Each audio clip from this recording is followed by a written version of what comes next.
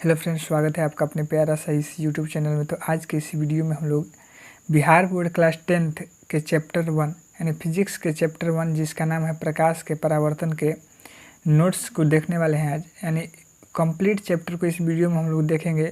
तो आप लोग वीडियो को एकदम शुरू से अंत तक देखिएगा और कॉपी और कलम लेकर के साथ ही साथ नोट्स भी बनाते चलिएगा, ताकि आपका इस चैप्टर से ना ऑब्जेक्टिव छूटे ना आपका सब्जेक्टिव छूटे। तो अगर आप लोग कंप्लीट कर लेते हैं तो यहाँ से आप लोगों को जो है 4 से 5 नंबर का ऑब्जेक्टिव और यहाँ से 2 से 4 नंबर का जो है आपका सब्जेक्टिव देखने को मिलेगा। तो आप लोग इन सभी को जो है ज़रूर से लिख लीजिएगा और अच्छे से याद भी कर लीजिएगा।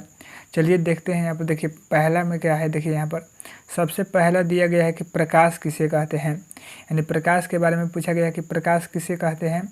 तो हम लोग बोलेंगे कि प्रकाश वह बाहरी कारक है जिसकी सहायता से हम वस्तुओं को देखते हैं। यानी कोई पूछेगा कि प्रकाश किसे कहते हैं, तो प्रकाश क्या है। तो प्रकाश एक बाहरी कारक है जिसकी सहायता से हम किसी भी वस्तु को देख पाते हैं। यानी किसी भी वस्तु को देखने के लिए हमें 2 चीज़ों की आवश्यकता होती है। पहला होता है आँख और दूसरा होता है प्रकाश।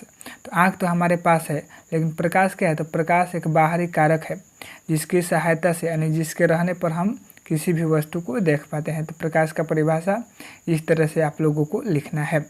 और प्रकाश से संबंधित कुछ ऑब्जेक्टिव क्वेश्चन पूछे जाते हैं, तो उनको भी यहाँ पर देख लेते हैं। देखिए प्रकाश से संबंधित महत्वपूर्ण तथ्य में क्या पूछा जाएगा। पहला पूछा जाएगा कि प्रकाश किसका रूप है। तो आप लोगों को याद रखना है कि प्रकाश जो है ना ऊर्जा का रूप है। प्रकाश किसका रूप है। प्रकाश जो है ऊर्जा का रूप है। अगर कोई पूछेगा कि प्रकाश पदार्थ है, तो आप लोगों को कहना है कि प्रकाश जो है पदार्थ नहीं है, बल्कि प्रकाश जो है ऊर्जा का एक रूप है। और आप लोगों को ये भी ध्यान रखना है कि प्रकाश जो है हमेशा सीधी रेखा में गमन करती है। तो प्रकाश किस रेखा में गमन करती है। तो प्रकाश जो है सीधी रेखा में गमन करती है। यानी आप लोगों ने कभी नहीं देखा होगा कि प्रकाश जो है इस प्रकार से गमन कर रही है। प्रकाश जो है हमेशा सीधी रेखा में ही गमन करती है। तो ये भी आप लोगों को याद रखना है। उसके बाद क्या याद रखना है। तो उसके बाद याद रखना है कि निर्वात में प्रकाश की चाल सबसे अधिक होती है। तो पूछा जाएगा कि कहाँ पर सबसे अधिक प्रकाश की चाल होती है। तो निर्वात में प्रकाश की चाल अधिक होती है। अच्छा, निर्वात किसको कहते हैं। तो जहाँ पर हवा भी उपस्थित न हो उसे निर्वात कहते हैं। तो निर्वात में जो है ना प्रकाश की चाल सबसे अधिक होती है। और कितना होता है। तो 3 × 10⁸ मीटर प्रति सेकेंड होता है। या फिर इसको अगर आप लोग किलोमीटर में बताना चाहेंगे तो बता सकते हैं 3 लाख किलोमीटर प्रति सेकेंड होता है। तो ये भी आप लोगों को ध्यान रखना है। उसके बाद देखिए अगला क्या पूछा जा सकता है। अगला पूछा जा सकता है कि प्रकाश जो है किस प्रकार का तरंग है। तो आप लोगों को याद रखना है कि प्रकाश जो है विद्युत चुंबकीय और अनुप्रस्थ तरंग का उदाहरण है। तो प्रकाश किसका उदाहरण है। तो प्रकाश जो है विद्युत चुंबकीय तरंग और अनुप्रस्थ तरंग का उदाहरण होता है।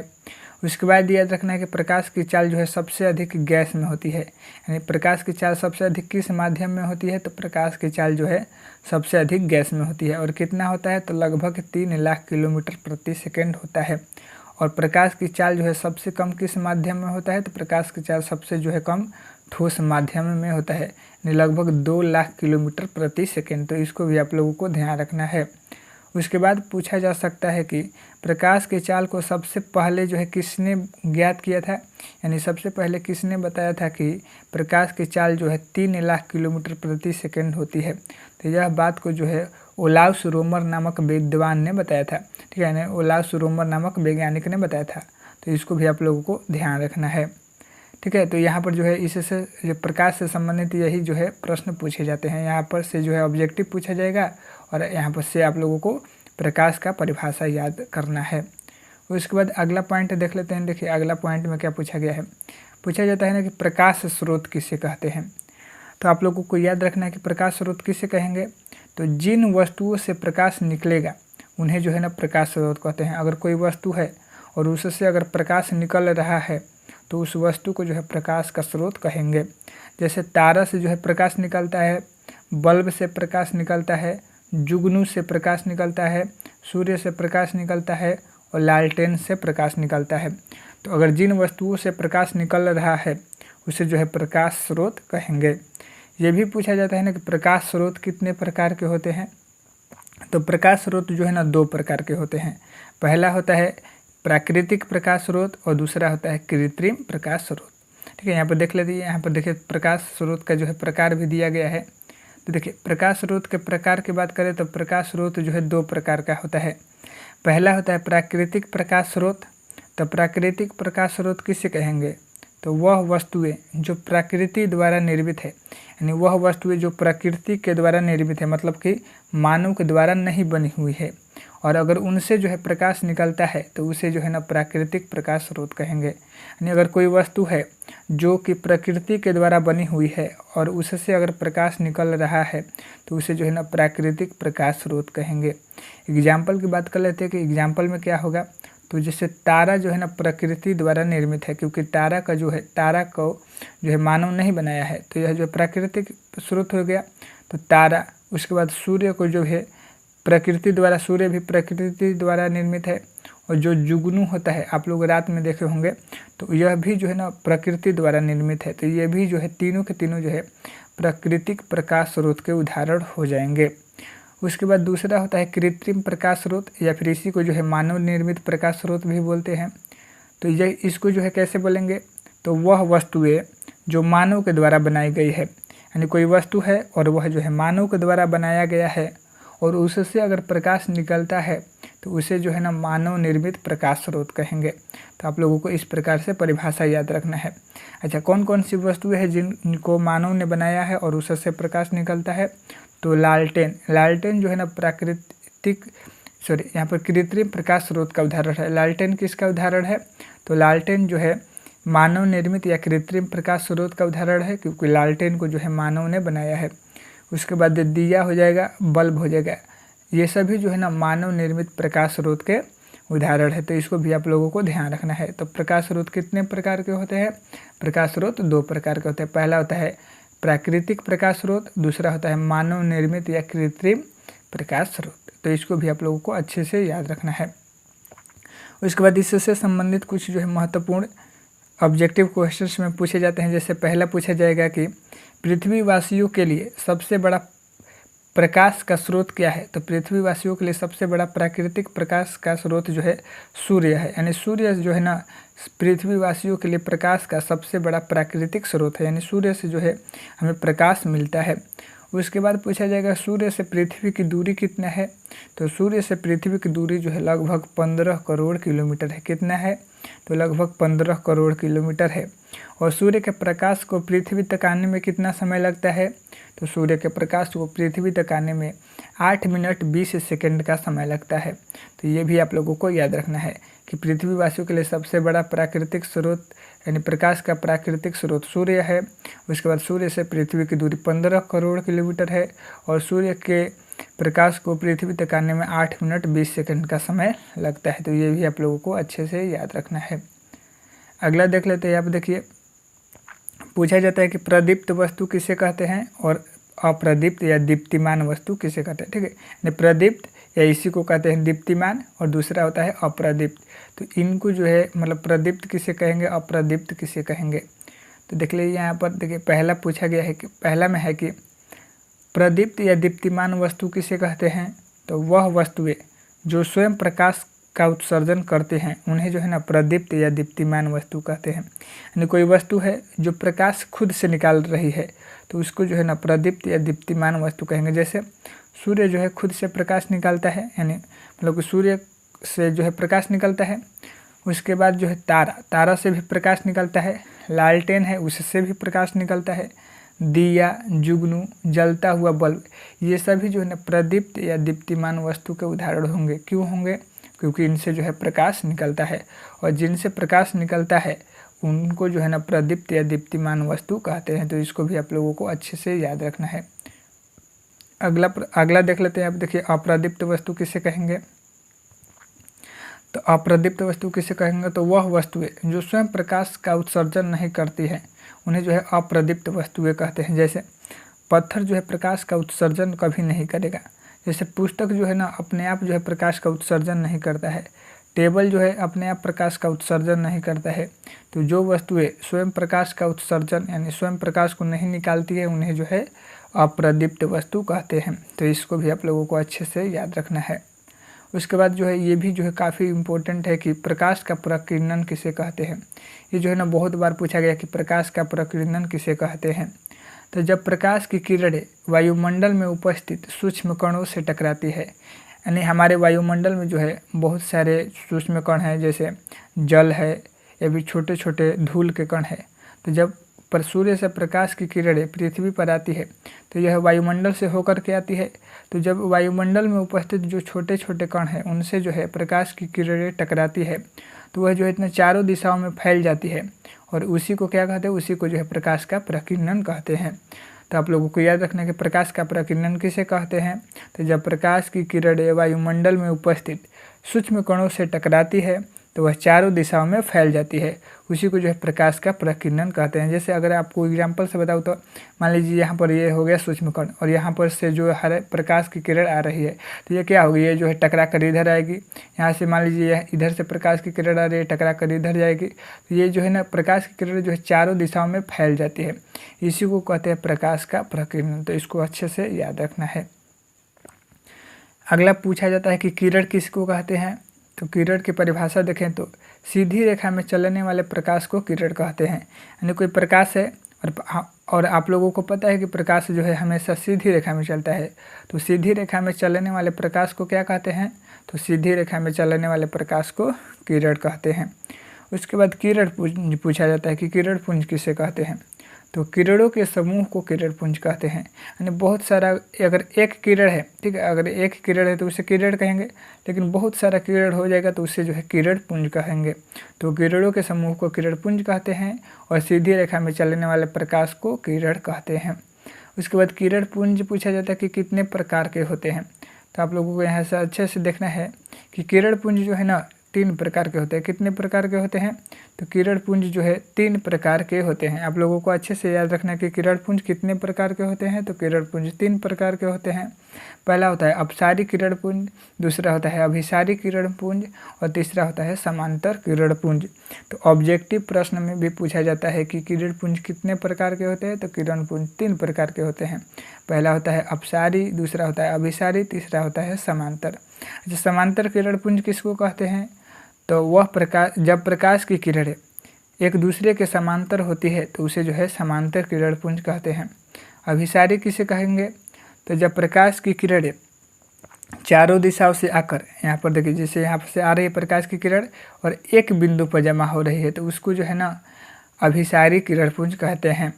और अपसारी किरण पुंज किसे कहते हैं, तो चारों दिशाओं से आकर, ठीक है, यानी प्रकाश की किरणें एक बिंदु से निकल कर, ठीक है, यहाँ पर अभिसारी किसे कहेंगे, तो जब प्रकाश की किरणें एक बिंदु से निकलकर चारों दिशाओं में फैल जाती है, क्या होती है, तो चारों दिशाओं में जो है फैल जाती है, उसे जो है अपसारी किरण पुंज कहते हैं। तो इसको भी आप लोगों को अच्छे से याद रखना है। यहाँ पर परिभाषा देख लेते हैं कि कैसे बोलेंगे और कैसे आप लोगों को याद रखना है।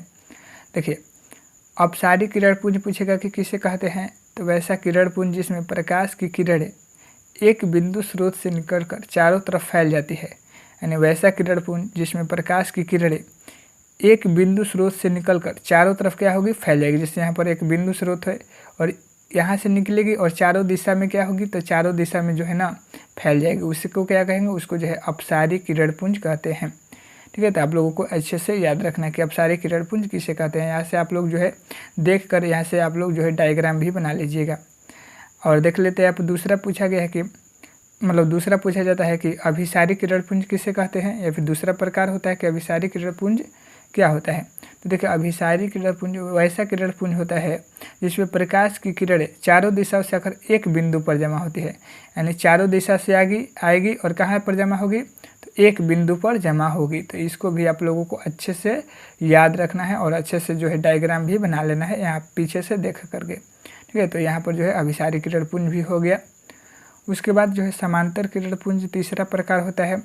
तो वैसा किरण पुंज जिनकी सभी किरणें आपस में समांतर हो उसे समांतर किरण पुंज कहते हैं। यानी इसमें क्या होगा, तो इसमें जो है ना प्रकाश की सभी किरणें एक दूसरे के समांतर होगा, तो उसे जो है समांतर किरण पुंज कहेंगे। तो किरण पुंज कितने प्रकार के होते हैं, किरण पुंज 3 प्रकार के होते हैं। किरण पुंज कहते हैं किसको है, तो किरण पुंज किरणों के समूह को कहते हैं। तो इसको भी आप लोगों को अच्छे से याद रखना है। ठीक है, यहाँ पर ये भी हो गया। उसके बाद जो है पारदर्शी, अपारदर्शी और पारभासी पदार्थ भी पूछा जाता है कि पारदर्शी पदार्थ किसे कहते हैं। तो पारदर्शी पदार्थ की परिभाषा की बात करें तो वह पदार्थ है जिससे होकर प्रकाश की किरणें गुजर सकती है, उसे जो है पारदर्शी पदार्थ कहते हैं। यानी कोई पदार्थ है और अगर उससे होकर के प्रकाश गुजर जा रहा है तो उसी को जो है पारदर्शी पदार्थ कहेंगे। जैसे कांच से अगर प्रकाश को गुजारेंगे तो कांच से जो है प्रकाश मतलब कांच के एक पार से दूसरे पार चला जाता है, और हवा में भी प्रकाश जो है एक जगह से दूसरे जगह मतलब एक पार से दूसरे पार चला जाता है, क्योंकि हम जो जिस वायुमंडल में रहते हैं उसमें जो है हवा है और प्रकाश की किरण जो है एक जगह से दूसरे जगह आसानी से जाती है, और पानी में भी जो है प्रकाश की किरणें चली जाएगी। तो पारदर्शी पदार्थ किसे कहेंगे? वह पदार्थ जिससे होकर प्रकाश की किरणें आसानी से गुजर जाती है उसे जो है पारदर्शी पदार्थ कहेंगे। एग्जाम्पल हो जाएगा कांच, पानी, हवा इत्यादि। ठीक है, तो ये सभी जो है पारदर्शी पदार्थ के एग्जाम्पल हो जाएंगे। अगला प्रश्न देख लेते हैं, मतलब अगला पॉइंट क्या पूछा जाता है? अपारदर्शी पदार्थ पूछा जाता है कि अपारदर्शी पदार्थ किसे कहते हैं? तो वह पदार्थ जिससे होकर प्रकाश की किरणें न गुजर सके उसे जो है अपारदर्शी पदार्थ कहते हैं। यानी ऐसा कोई पदार्थ है जिससे प्रकाश की किरणें पार नहीं कर पा रही है, उस पदार्थ को अपारदर्शी पदार्थ कहेंगे। जैसे दीवार, अगर दीवार के एक साइड से टॉर्च बारा जाए तो दूसरी साइड जो है नहीं निकल पाएगा प्रकाश, तो उसे जो है अपारदर्शी पदार्थ कहेंगे। लकड़ी हो जाएगा, पत्थर, लोहा इत्यादि, ये सभी जो है ना अपारदर्शी पदार्थ के उदाहरण हैं। अगला पॉइंट देख लेते हैं। देखिए, पारभासी पूछा जाता है कि पारभासी किसे कहते हैं? तो वह पदार्थ जिससे होकर प्रकाश की किरणें आंशिक रूप से गुजरती है उसे जो है पारभासी पदार्थ कहते हैं। यानी वैसा कोई पदार्थ है जिससे प्रकाश की किरणें जो है आंशिक रूप से गुजर रही है। आंशिक का मतलब होता है कि अगर कोई पदार्थ है और उससे जो हम लोग प्रकाश बार रहे हैं, मतलब कोई टॉर्च बार रहे हैं, तो पूरा के पूरा जो है मतलब जो पूरा प्रकाश है वह जो है वापस मतलब उस पार नहीं जा पा रहा है, लेकिन कुछ मात्रा में जा रहा है, उसे जो है पारभासी पदार्थ कहेंगे। जैसे एग्जाम्पल हो जाएगा घिसा हुआ कांच। ठीक है, यहाँ पर अगर कांच रहेगा, केवल कांच रहेगा तो वह जो है पारदर्शी पदार्थ का उदाहरण होगा, लेकिन यहाँ पर घिसा हुआ कांच है, यह जो है ना पारभासी पदार्थ का उदाहरण है, क्योंकि जब घिसा हुआ कांच से प्रकाश की किरणों को गुजारेंगे तो वह जो है ना आंशिक रूप से बाहर निकलेगा। फिर तेल लगा कागज जो है किसका उदाहरण होता है? तो पारभासी पदार्थ का उदाहरण होता है। कोहरा जो है, कोहरा यानी धुंध जो है पारभासी पदार्थ का उदाहरण होता है, क्योंकि इससे जो है ना थोड़ी थोड़ी मात्रा में प्रकाश की किरणें गुजरती है। और आँख का पलक, ठीक है, आँख की पलक जो है, जो हमारा आँख होता है उसकी पलक जो है पारभासी पदार्थ का उदाहरण होता है। ठीक है, तो इसको अच्छा, आँख की पलक कैसे होता है? तो जब हम लोग आँख बंद करते हैं और जब अचानक जो है लाइट आता है तो हमें जो है बिना आँख खोले ही पता चल जाता है कि प्रकाश जो है आया है। तो ये भी जो है ना किसका उदाहरण हो जाएगा? पारभासी पदार्थ का उदाहरण हो जाएगा। तो हम लोगों ने देखा कि पारदर्शी किसे कहते हैं, फिर अपारदर्शी किसे कहते हैं और फिर पारभासी किसे कहते हैं। तो इसको आप लोग जो है अच्छे से याद कर लीजिएगा, एग्जाम्पल के साथ भी याद कर लीजिएगा, क्योंकि यहाँ पर से जो है ना अंतर पूछा जाता है और 2 नंबर में पूछा जाता है। फिर प्रकाश का परावर्तन किसी को कहेंगे? तो जब प्रकाश की किरण किसी चमकीली या चिकनी सतह से टकराती है तो वह उसी माध्यम में लौट जाती है, जिसे प्रकाश का परावर्तन कहते हैं। प्रकाश का परावर्तन किसे कहेंगे? जैसे मान लीजिए यहाँ पर कोई दर्पण है जो कि चमकीला है और चिकना है, तो ये क्या हो गया? ये जो है दर्पण हो गया। और इसी से जो है ना मान लीजिए यहाँ से प्रकाश आ रहा है, तो यहाँ से जो है प्रकाश आ रहा है और दर्पण से टकराने के बाद, दर्पण कैसा है? चमकीला और चिकना है, इससे टकराने के बाद वापस उसी माध्यम का मतलब कि यहाँ पर देखिए ऊपर वाला, दर्पण के ऊपर वाला हो गया एक माध्यम और नंबर 2 माध्यम हो गया नीचे वाला। तो देखिए जब प्रकाश की किरणें आई और दर्पण से टकराने के बाद उसी माध्यम में लौट गई। देखिए माध्यम अगर इधर आता तो दूसरा माध्यम हो जाता है, लेकिन इधर नहीं आया है तो यह जो है ना पहला ही माध्यम में जो है लौट गई है, उसे जो है प्रकाश का परावर्तन कहते हैं। तो याद कैसे रखना है कि जब प्रकाश की किरणें किसी चमकीली या चिकनी सतह से टकराती है तो वह उसी माध्यम में लौट जाती है, जिसे प्रकाश का परावर्तन कहते हैं। ठीक है, तो यहाँ से प्रकाश के परावर्तन को याद रखना है। फिर पूछा जाता है कि प्रकाश के परावर्तन के कितने नियम हैं?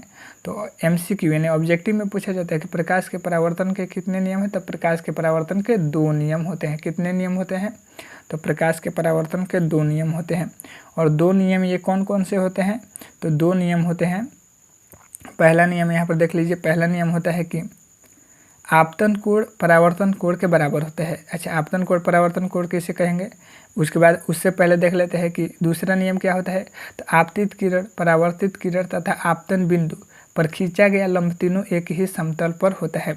इसको जो है ना अच्छे से यहाँ से देख लेते हैं। देखिए यहाँ पर ये जो है ना प्रकाश के मतलब यहाँ पर जो है ये जो है चमकीला और चिकना सतह है। यानी बात करें कि चमकीला चिकना सतह, जैसे M1 और M2 क्या है, एक दर्पण है। और यहाँ पर A और B, जो यहाँ पर AB आपको रेखा दिखाई दे रहा है, यह क्या है, तो यह जो है आपतित किरण है। ठीक है, यानी आने वाली किरण को आपतित किरण कहते हैं। और यहाँ से जो लौट रहा है उसको जो है ना परावर्तित किरण कहते हैं।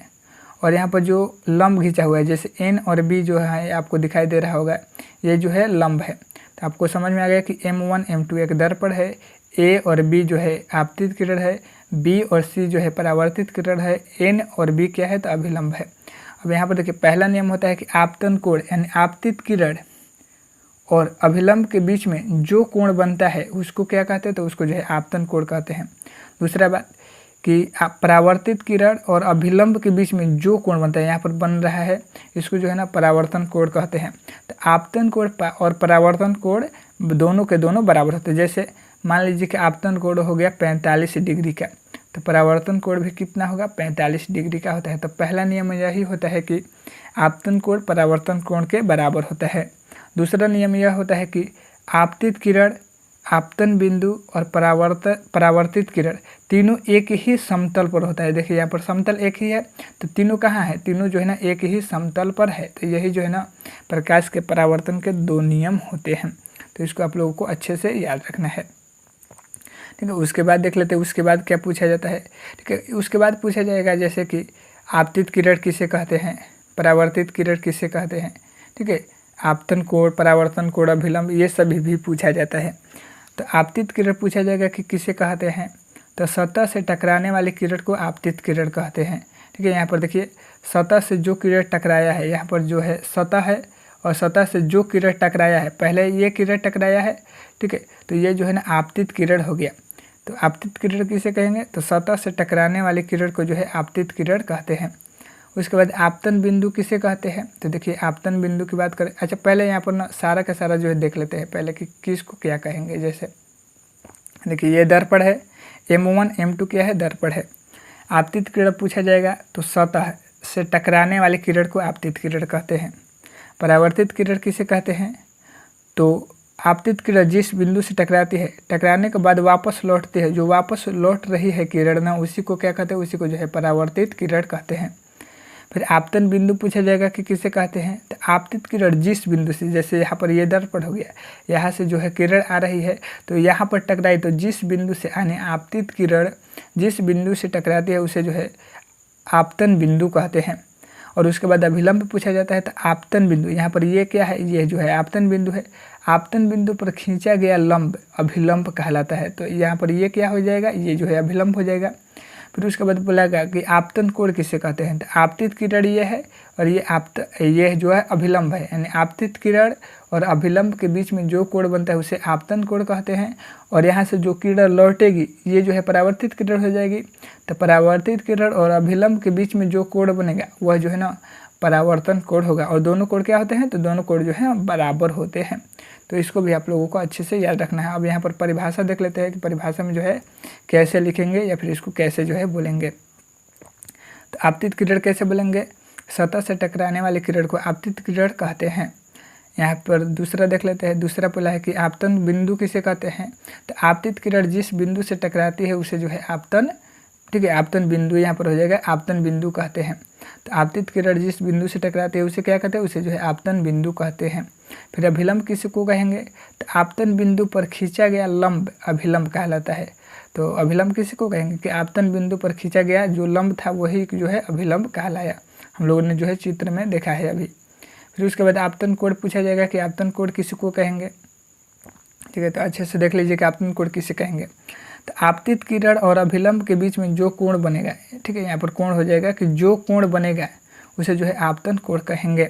और परावर्तित किरण किसको कहेंगे, तो सतह से टकरा कर लौटने वाली किरण, जो सतह से टकराने के बाद लौट रही थी किरण, उसी को जो है हम लोग जो है परावर्तित किरण कहते हैं। तो ये भी अच्छे से याद रखना है। उसके बाद जो है परावर्तन कोण किसको कहेंगे, तो परावर्तित किरण और अभिलंब के बीच में जो कोण बनता है उसे जो है परावर्तन कोण कहते हैं। यानी परावर्तन कोण किसको कहेंगे, तो परावर्तित किरण और अभिलंब के बीच में जो कोण बनेगा उसे जो है परावर्तन कोण कहेंगे। तो आप लोगों को जो है ना अच्छे से चित्र को भी याद रखना है और उसको बना भी लेना है, और एकदम आसान है, जैसा पर चित्र में दिखाया गया है ना उसी तरह से आप लोगों को परिभाषा भी बोलना है। उसके बाद जो है प्रतिबिंब पूछा जाता है कि प्रतिबिंब आखिर कहते किसको है, तो प्रतिबिंब जो है किसको कहेंगे।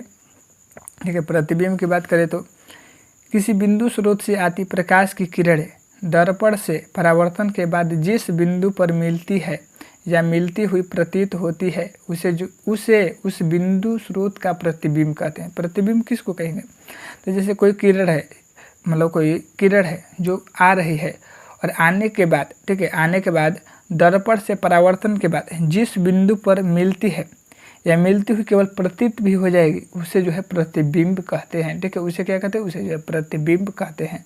तो प्रतिबिंब की परिभाषा कैसे याद रखना है कि किसी बिंदु स्रोत से आती प्रकाश की किरणें परावर्तन के बाद, ठीक है, यानी दर्पण से परावर्तन के बाद जिस बिंदु पर मिलती है या मिलती हुई प्रतीत होती है उसे जो है प्रतिबिंब कहते हैं।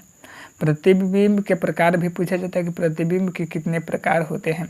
तो आप लोगों को ध्यान रखना है कि प्रतिबिंब के जो है ना 2 प्रकार होते हैं। प्रतिबिंब के कितने प्रकार होते हैं, प्रतिबिंब के जो है 2 प्रकार होते हैं। पहला होता है वास्तविक प्रतिबिंब, दूसरा होता है काल्पनिक प्रतिबिंब। तो प्रतिबिंब के कितने प्रकार, प्रतिबिंब के 2 प्रकार, वास्तविक और काल्पनिक।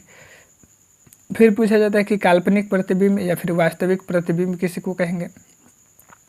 तो देखिए वास्तविक प्रतिबिंब किससे कहते हैं, वास्तविक कटान से बने प्रतिबिंब को वास्तविक प्रतिबिंब कहते हैं।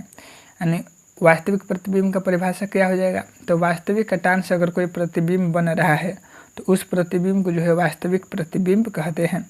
और वास्तविक प्रतिबिंब से संबंधित कुछ छोटे छोटे पॉइंट भी पूछे जाते हैं, जैसे कि क्या वास्तविक प्रतिबिंब को पर्दे पर प्राप्त किया जा सकता है, तो बिल्कुल प्राप्त किया जा सकता है। यानी वास्तविक प्रतिबिंब को पर्दे पर प्राप्त किया जा सकता है। और वास्तविक प्रतिबिंब कैसा बनता है, तो वस्तु के मतलब वास्तविक प्रतिबिंब जो है वस्तु की अपेक्षा हमेशा उल्टा बनता है।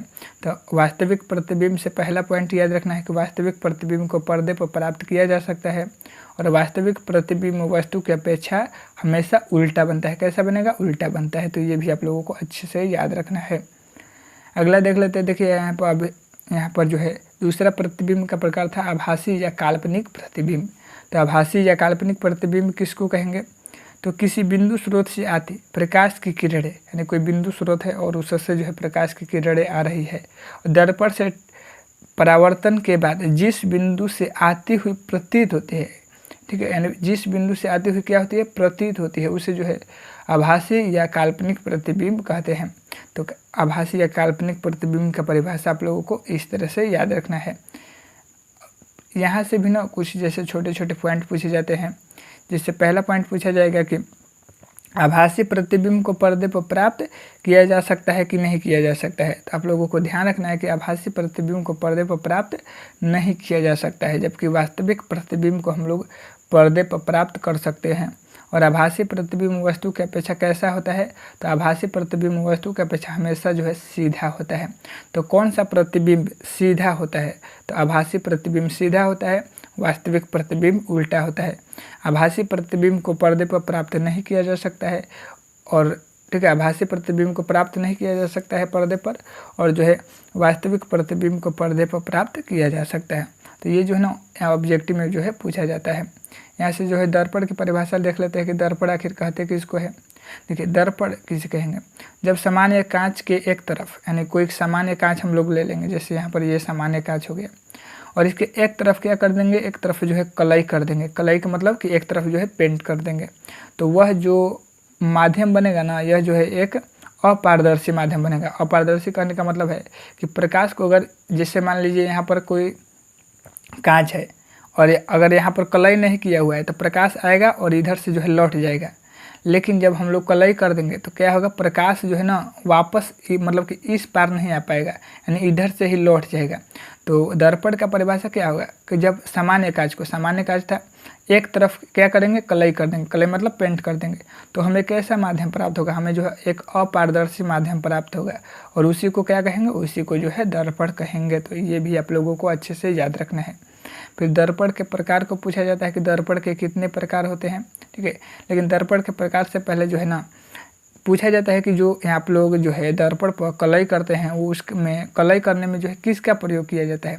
तो दर्पण के पीछे जो है सिल्वर नाइट्रेट यानी AgNO3 का प्रयोग करके कलई किया जाता है। तो दर्पण में कलई जो है किसके मतलब दर्पण में कलई करने के लिए किसका प्रयोग किया जाता है, तो सिल्वर नाइट्रेट यानी AgNO3 का प्रयोग किया जाता है। और ये जो है ना बहुत बार पूछा गया प्रश्न है। फिर उसके बाद देख लेते हैं दर्पण के प्रकार को। दर्पण के जो है कितने प्रकार होते हैं, तो दर्पण के जो है 2 प्रकार होते हैं। कितने प्रकार होते हैं दर्पण के जो है 2 प्रकार होते हैं। पहला होता है गोलीय दर्पण, दूसरा होता है समतल दर्पण, ठीक है। तो दर्पण के 2 प्रकार होते हैं। कुछ लोग समझते हैं कि दर्पण के 3 प्रकार होते हैं, तो दर्पण के 3 नहीं बल्कि दर्पण के 2 प्रकार होते हैं। पहला होता है गोलीय दर्पण, दूसरा होता है समतल दर्पण। और गोलीय दर्पण से ही 2 दर्पण और बन जाएगा, पहला बन जाएगा अवतल दर्पण और दूसरा बन जाएगा उत्तल दर्पण। तो गोलीय दर्पण के कितने प्रकार हो जाएंगे, गोलीय दर्पण के जो है 2 प्रकार हो जाएंगे।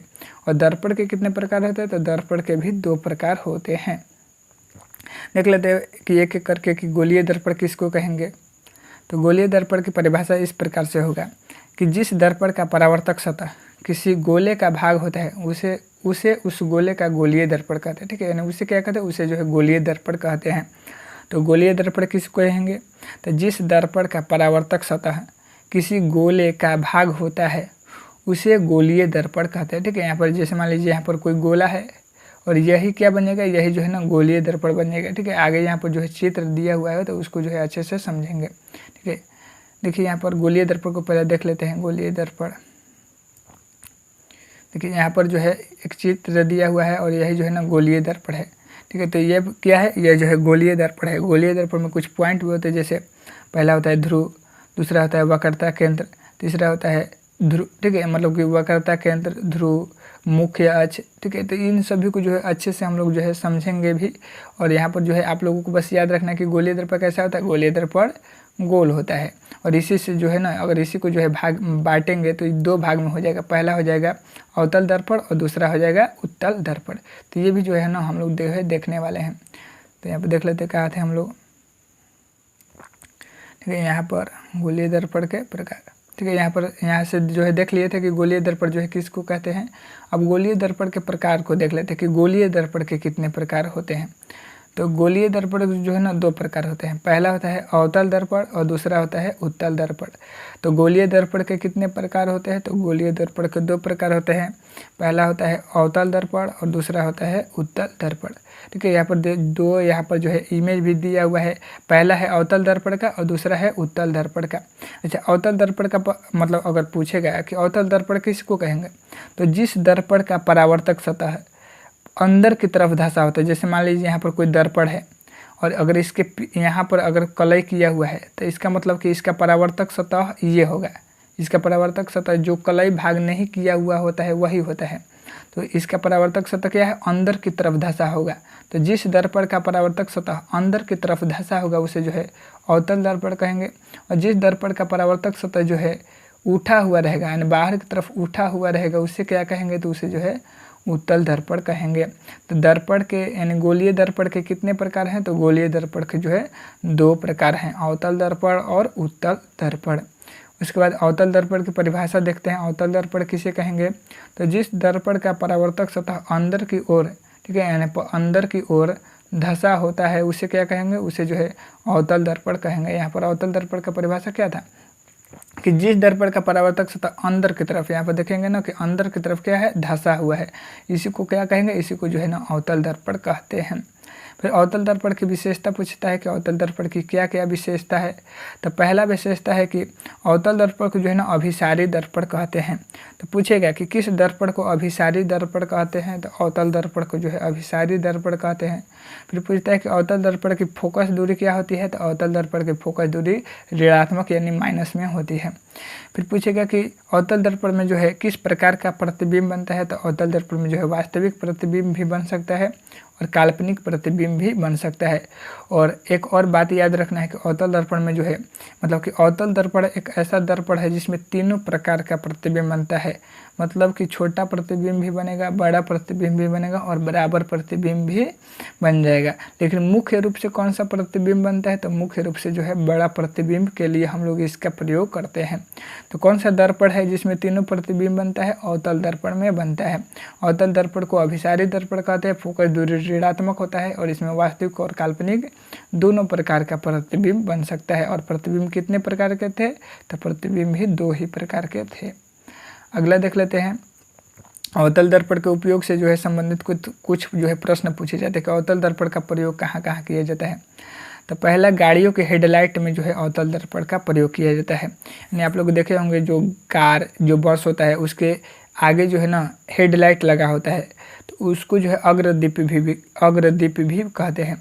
तो गाड़ियों के हेडलाइट या अग्रदीप में कौन सा दर्पण लगा होता है, तो उसमें जो है ना अवतल दर्पण लगा होता है। फिर अवतल दर्पण का प्रयोग जो है दाढ़ी या हजामत बनाने में किया जाता है। तो सैलूनों में भी जो है अवतल दर्पण का प्रयोग किया जाता है। अच्छा, अवतल दर्पण का प्रयोग क्यों करते हैं, तो अवतल दर्पण में जो है ना बड़ा प्रतिबिंब बनता है। कैसे, तो तीनों प्रतिबिंब बनता है, लेकिन मुख्य रूप से कौन सा प्रतिबिंब बनता है, बड़ा प्रतिबिंब बनता है। और जो दाढ़ी या फिर जो मतलब कि सैलून में उपयोग होता है उसमें जो है ना बड़े बड़े चेहरा को देखने के लिए प्रयोग होता है ताकि अच्छे से जो है दिखाई दे सके। तो इसीलिए यही कारण है कि अवतल दर्पण का प्रयोग जो है दाढ़ी या हजामत बनाने के लिए सैलूनों में करते हैं। उसके अलावा डॉक्टर भी इसका प्रयोग करते हैं, क्योंकि डॉक्टर को जो है ना बड़ा बड़ा चीज़ें मतलब अच्छे से दिखाई दे, इसलिए जो है डॉक्टर भी इसका प्रयोग करते हैं। जैसे कहाँ प्रयोग करते हैं, तो नाक, कान, आँख, गला आदि की जांच में भी इसका प्रयोग करते हैं। उसके बाद जो है सौर भट्ठियों एवं टॉर्च में भी किसका प्रयोग होता है, तो सौर भट्ठियों एवं टॉर्च में भी अवतल दर्पण का प्रयोग होता है। उसके अलावा जो है मेकअप करने में भी किसका प्रयोग होता है, तो मेकअप करने में भी अवतल दर्पण का प्रयोग होता है। ठीक है, यहाँ पर जो जो मेकअप करने वाला होता है वे भी जो है किस दर्पण का प्रयोग करते हैं, तो अवतल दर्पण का प्रयोग करते हैं। तो अवतल दर्पण के जो है यहाँ पर कुछ प्रयोग है कि हेडलाइट में किया जाता है, हजामत बनाने में किया जाता है, डॉक्टर द्वारा किया जाता है, सौर भट्ठी और टॉर्चों में किया जाता है और मेकअप में किया जाता है। उसके बाद जो है उत्तल दर्पण को देख लेते हैं। ठीक है, यानी गोलीय दर्पण का दूसरा प्रकार कौन था, तो उत्तल दर्पण था। तो उत्तल दर्पण कैसा था, तो जिस दर्पण का परावर्तक सतह बाहर की तरफ उठा हुआ होता है उसे जो है ना उत्तल दर्पण कहते हैं। तो उत्तल दर्पण का परिभाषा इस प्रकार से हो जाएगा। अच्छा, उत्तल दर्पण की विशेषता देख लेते हैं कि उत्तल दर्पण की क्या क्या विशेषता है। तो पहला विशेषता उत्तल दर्पण की यही है कि उत्तल दर्पण को जो है अपसारी दर्पण कहते हैं। यानी अवतल दर्पण को जो है क्या कहते थे, अभिसारी दर्पण कहते थे, और उत्तल दर्पण को जो है ना अपसारी दर्पण कहते हैं। क्या कहते हैं, तो उत्तल दर्पण को जो है अपसारी दर्पण कहते हैं। और ये जो है ना काफ़ी बार पूछा गया ऑब्जेक्टिव क्वेश्चंस में है कि किस दर्पण को अपसारी कहते हैं, किस दर्पण को अभिसारी कहते हैं। तो इसको अच्छे से याद रखना है। फिर अवतल दर्पण की फोकस दूरी ऋणात्मक थी, लेकिन उत्तल दर्पण की फोकस दूरी क्या होती है, धनात्मक होती है, यानी प्लस में होती है। फिर इसमें जो है मतलब अवतल दर्पण में जो है बड़ा छोटा और बराबर प्रतिबिंब बनता था, लेकिन इसमें जो है ना केवल और केवल छोटा प्रतिबिंब बनेगा। कैसा प्रतिबिंब बनेगा, छोटा प्रतिबिंब बनेगा। और उसमें जो है मतलब अवतल दर्पण में जो है आभासी और वास्तविक दोनों प्रतिबिंब बनता था, इसमें जो है आभासी प्रतिबिंब बनेगा। और इसमें जो है ना हमेशा जो है वस्तु सीधा बनेगा, यानी इसमें जो है ना वस्तु का प्रतिबिंब कैसा बनेगा, तो वस्तु का प्रतिबिंब जो है ना सीधा बनेगा। तो इसको भी आप लोगों को अच्छे से याद रखना है। उसके बाद अगला देख लेते हैं उत्तल दर्पण के उपयोग की कहाँ किया जाता है। तो उत्तल दर्पण का उपयोग जो है साइड मिरर में किया जाता है, यानी गाड़ियों के जो साइड में मतलब जो कार चाहे जो बस होता है उसके साइड में एक दर्पण लगा होता है, तो वह जो है ना उत्तल दर्पण का बना होता है। तो गाड़ियों के साइड मिरर में जो है उत्तल दर्पण का प्रयोग किया जाता है। स्ट्रीट लाइट में जो है उत्तल दर्पण का प्रयोग किया जाता है, यानी जो मतलब सड़कों पर लाइट लगा होता है उसमें भी उत्तल दर्पण का प्रयोग किया जाता है। एटीएम मशीन के सामने भी जो है उत्तल दर्पण का प्रयोग किया जाता है। और अंधे तीखे मोड़ पर जो है किसका प्रयोग किया जाता है, तो अंधे तीखे मोड़ पर जो है ना उत्तल दर्पण का प्रयोग किया जाता है। तो ये सभी जो है ना उत्तल दर्पण के उपयोग है, तो अच्छे से आप लोगों को याद रखना है।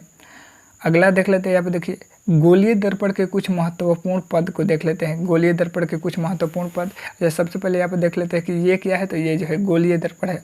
तो इसमें जो है क्या क्या बना हुआ है, देखिए इसमें जो है केंद्र बना है, तो जिसको वक्रता केंद्र कहते हैं। उसके बाद जो है वक्रता त्रिज्या भी होता है, उसके बाद ध्रुव होता है, ठीक है। इसके बाद मुख्य अक्ष होता है। तो ये सभी को जो है ना हम लोग जो है अच्छे से देखने वाले हैं। इसमें जो है फोकस भी होता है।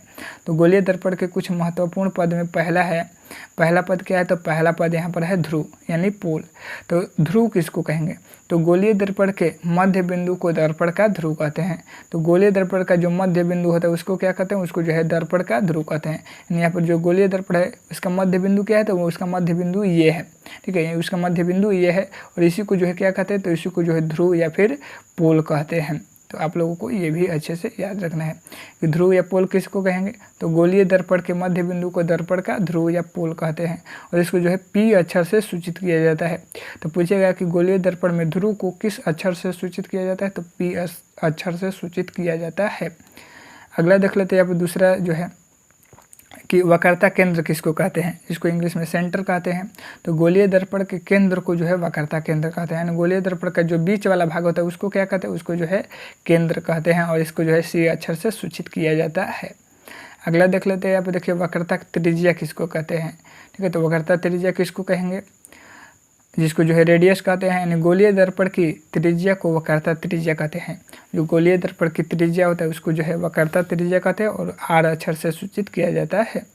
अगला देख लेते हैं यहाँ पर प्रधान अक्ष किसको कहेंगे या फिर मुख्य अक्ष किसको कहते हैं, तो दर्पण के ध्रुव यानी जो दर्पण का ध्रुव होता है यानी पी और जो वक्रता केंद्र होता है सी, तो उनको मिलाने वाली रेखा जो होती है ना उसी को जो है मुख्य अक्ष या फिर प्रधान अक्ष कहते हैं। अगला देख लेते हैं यहाँ पर, देखिए फोकस दूरी किसको कहेंगे, तो फोकस दूरी को जो है गोलीय दर्पण की फोकस यानी एफ से, यानी गोलीय दर्पण की फोकस यानी एफ से दर्पण के ध्रुव यानी पी की दूरी को जो है फोकस दूरी कहते हैं। तो गोलीय दर्पण की फोकस दूरी यानी एफ और दर्पण के ध्रुव के बीच की दूरी को जो है फोकस दूरी कहते हैं। मतलब कि एफ और पी के बीच की दूरी को क्या कहते हैं, फोकस दूरी कहते हैं और इसको जो है ना एफ अक्षर से सूचित किया जाता है। एक और प्रश्न जो है बार बार पूछा जाता है कि गोलीय दर्पण, एक प्रश्न क्या पूछा जाता है कि गोलीय दर्पण की फोकस दूरी उसकी वक्रता त्रिज्या की क्या होती है, तो उसकी वक्रता त्रिज्या की आधी होती है और फॉर्मूला होता है F बराबर R/2, ठीक है। यानी F बराबर R/2 और अगर R बराबर पूछेगा तो हो जाएगा 2F। तो इसको भी आप लोगों को अच्छे से याद रखना है कि गोलीय दर्पण की फोकस दूरी उसकी वक्रता त्रिज्या की आधी होती है। अगला देख लेते हैं यहाँ पे, देखिए समतल दर्पण किसको कहेंगे, तो ये जो है दर्पण का प्रकार है। देखिए दर्पण का दो प्रकार था, पहला था गोलीय दर्पण और दूसरा है समतल दर्पण। तो समतल दर्पण किसको कहेंगे, तो जिस दर्पण का परावर्तक सतह समतल या बराबर होता है उसे समतल दर्पण कहते हैं। समतल दर्पण की विशेषता क्या होगा, अच्छा समतल दर्पण का इमेज कैसे बनेगा, तो समतल दर्पण का इमेज जो है इस प्रकार से बनेगा, एक तरफ जो है कलई कर देंगे और एक तरफ जो है समतल रहेगा। समतल दर्पण की विशेषता देख लेते हैं कि समतल दर्पण की क्या क्या विशेषताएं हैं। तो समतल दर्पण की विशेषता है कि इसमें जो है ना प्रतिबिंब सीधा बनता है। तो पहला विशेषता तो ये हो गया कि सीधा बनता है। दूसरा विशेषता हो जाएगा कि इसमें जो है आभासी बनता है, आभासी मतलब काल्पनिक बनता है। और तीसरा हो जाएगा कि वस्तु के बराबर बनता है। तो समतल दर्पण की विशेषता क्या है कि इसमें सीधा बनेगा, दूसरा बात आभासी या काल्पनिक बनेगा और तीसरा बात इसमें जो है जितना मतलब कि वस्तु की लंबाई है ना इसमें बड़ा बनेगा ना इसमें छोटा बनेगा, बराबर बनेगा और इसकी फोकस दूरी जो है अनंत होती है। तो समतल दर्पण की फोकस दूरी क्या होती है, अनंत होती है। अगला देख लेते हैं, अब देखिए समतल दर्पण के उपयोग पूछा जाता है कि समतल दर्पण का उपयोग कहाँ कहाँ किया जाता है। तो घर में चेहरा देखने के लिए समतल दर्पण का प्रयोग किया जाता है। पनडुब्बी में पेरिस्कोप के रूप में जो है समतल दर्पण का प्रयोग किया जाता है। यानी समतल दर्पण में जो है ना समतल दर्पण का प्रयोग जो है पनडुब्बी में पेरिस्कोप के रूप में किया जाता है। और जिम में भी आप लोग जो है दर्पण देखे होंगे, तो जिम में भी समतल दर्पण का प्रयोग किया जाता है। उसके अलावा जो है डांस क्लब होता है ना उसमें भी जो है समतल दर्पण का प्रयोग किया जाता है। तो इसको भी आप लोगों को अच्छे से याद रखना है। आवर्धन किसको कहेंगे, देखिए आवर्धन की परिभाषा क्या होता है कि प्रतिबिंब की ऊंचाई यानी कोई प्रतिबिंब है उसकी ऊंचाई और वस्तु की ऊंचाई के अनुपात को जो है आवर्धन कहते हैं। यानी कोई प्रतिबिंब है उसकी ऊंचाई और कोई वस्तु है उसकी ऊंचाई को उसकी ऊंचाई का अनुपात मतलब बट्टा के रूप में लिखना ही क्या कहलाता है, आवर्धन कहलाता है। ठीक है। और आवर्धन को जो है सूचित किससे करते हैं, तो आवर्धन को जो है ना अंग्रेजी अक्षर के एम से सूचित करते हैं। और आवर्धन का अगर सूत्र पूछेगा कि आवर्धन बराबर क्या होता है, तो प्रतिबिंब की ऊंचाई और बटा में वस्तु की ऊंचाई। अगर प्रतिबिंब की ऊंचाई u है तो वस्तु की ऊंचाई क्या हो जाएगा, u डैश हो जाएगा। तो इसको भी आप लोगों को अच्छे से याद रखना है। m बराबर होता है u बटा में u डैश। अगला देख लेते हैं यहाँ पर कुछ इंपॉर्टेंट पॉइंट क्या पूछा गया जाता है। जैसे पहला पूछा जाएगा ना कि आवर्धन का मान धनात्मक हो तो प्रतिबिंब काल्पनिक और सीधा बनेगा। तो पूछा जाता है कि आवर्धन का मान धनात्मक रहने पर प्रतिबिंब कैसा बनता है, तो प्रतिबिंब जो है काल्पनिक बनता है और सीधा बनता है। और अगर यहीं आवर्धन का मान जो है ऋणात्मक होगा तो प्रतिबिंब वास्तविक बनेगा और उल्टा बनेगा। तो ये भी आप लोगों को याद रखना है। अगला देख लेते हैं यहाँ पर गोलीय दर्पण किसको कहेंगे, तो गोलीय दर्पण में फोकस, अच्छा दर्पण सूत्र, ठीक है। यहाँ पर जो है गोलीय दर्पण ना होकर के दर्पण सूत्र होना चाहिए था। यहाँ पर दर्पण सूत्र क्या हो जाएगा, दर्पण सूत्र।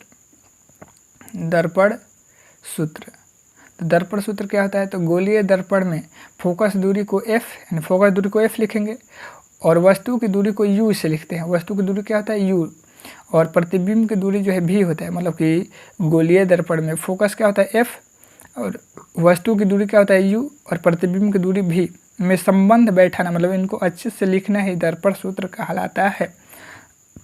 दर्पण सूत्र का परिभाषा जो है बार बार पूछा जाता है कि दर्पण सूत्र का परिभाषा क्या होता है, तो 1/में v प्लस 1/में u बराबर 1/में f।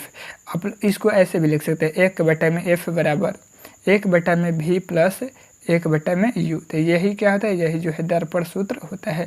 तो यह जो है ना चैप्टर जो है कंप्लीट हो चुका है। आप लोग जो है इसको अच्छे से नोट भी ज़रूर कर लीजिएगा ताकि आपके एग्जाम में इस चैप्टर से एक भी नंबर का ऑब्जेक्टिव या सब्जेक्टिव क्वेश्चन ना छूटे। तो आप लोग इसको जो है अच्छे से नोट भी जरूर से कर लीजिएगा। चलिए फिर मिलते हैं नेक्स्ट वीडियो में।